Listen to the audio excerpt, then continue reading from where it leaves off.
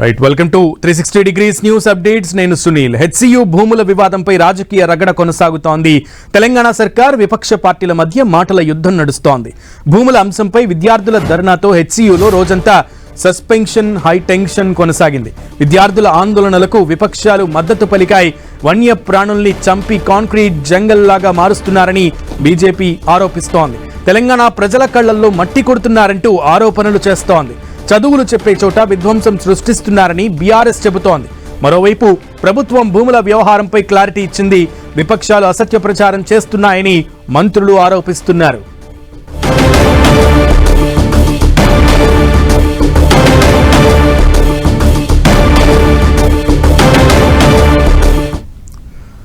కంచె గచ్చిబౌలి భూముల వివాదంపై తెలంగాణ ప్రభుత్వం క్లారిటీ ఇచ్చింది. 2003లో ఉమ్మడి ఏపీలో ప్రైవేటు వ్యక్తులకు టీడీపీ ప్రభుత్వం జ్యోతి పెడితే ఆ భూమిపై రాజశేఖర్ ప్రభుత్వం పోరాటం కొనసాగించిందని గుర్తు చేశారు. అయితే తెలంగాణ వచ్చిన తర్వాత ఈ భూమిపై పోరాటం చేయడంలో బీఆర్ఎస్ ప్రభుత్వం విఫలమైందని విమర్శించారు.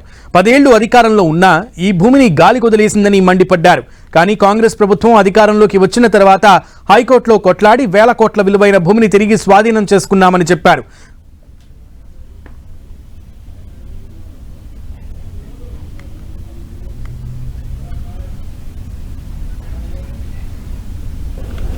ఇవన్నీ చెప్తే జనం వాళ్ళని తిడతారు కాబట్టి కొద్ది మంది కుట్రదారులు రాజకీయపరమైన కుట్రతో ఆ రోజుల్లో 10 సంవత్సరాలు ఏ రకంగా అయితే ఆ ప్రైవేట్ వ్యక్తి చేతిలో ఉన్నటువంటి భూమిని కాపాడటం కోసం హైకోర్టులో కొట్లాడి తీసుకురావటం కోసం ప్రయత్నం చేయకుండా వదిలేసినటువంటి ప్రభుత్వాలకు సంబంధించిన వ్యక్తులు ఈరోజు తగుదినమ్మా అని బయటకు వచ్చి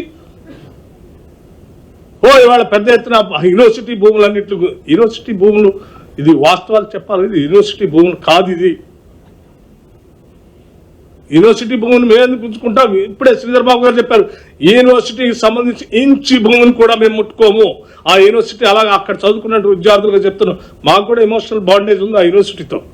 యూనివర్సిటీ ఆఫ్ హైదరాబాద్ సెంట్రల్ యూనివర్సిటీకి సంబంధించిన ఆస్తి గాని 1 ఇంచు భూమి గాని ప్రభుత్వం తీసుకోలేదు. ఇది స్పష్టం. ఈరోజు కొంతమంది వ్యక్తులు, కొన్ని పార్టీలకు అఫిలియేషన్ తో సంబంధం ఉన్న సంఘాలు తప్పుడు సమాచారాన్ని ప్రజలు చేరవేసే దిశలో తప్పు పట్టిస్తూ ఈ ప్రభుత్వాన్ని మీరు శంకించేది, ఈ ప్రభుత్వం మీద గుడ్డ కాల్చి మీరు వేసేది ఆ 400 ఎకరాలు ఏమి బట్టి గారు తీసుకోవాలనా, శ్రీధరబాబు గారు తీసుకోవాలనా, నేను తీసుకోవాలనే?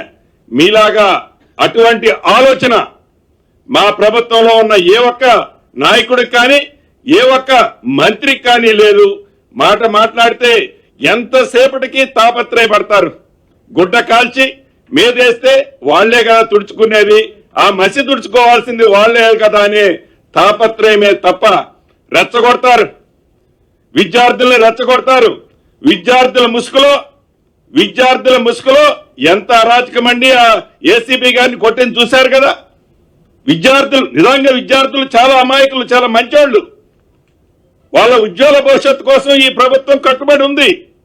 విద్యార్థుల ముసుగులో ఏవైతే గత ప్రభుత్వ పెద్దలు రెచ్చగొట్టి పేమెంట్ టీమును పంపించి అరాచకాన్ని సృష్టించే ఈ ప్రభుత్వం ఉపేక్షించలేదు కూడా.